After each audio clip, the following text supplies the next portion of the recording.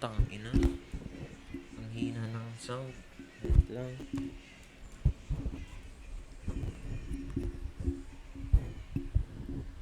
Hello.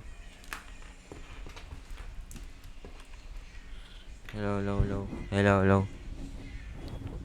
Punta ka sa intro scene. Ito, diba? Intro scene. Tapos dito naman sa button na yun, makikita kang may start button doon, diba? Tapos, i-duplicate mo lang. Control D, ganun lang. Tapos, palitan mo yung pangalan. Dito, easy, medium, hard. Pwede mo i-reposition yung mga button kagaya na ito. Punta mo to sa pause Y. Ganyan mo lang. Tapos, sa text naman, punta lang sa dito sa baba. Palitan mo lang yan. Ganyan lang. Ito naman, punta ka sa button. Ilalagay mo dito yung dinuplicate mong scene kung saan siya pupunta.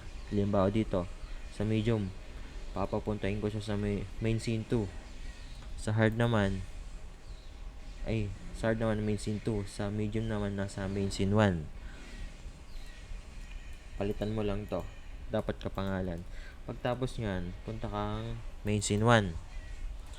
Punta kang file, build profiles, tapos pindutin mo to, open scene. Tapos punta kang main scene 2. Ganun ulit, build profiles, tapos pindutin mo ulit yan.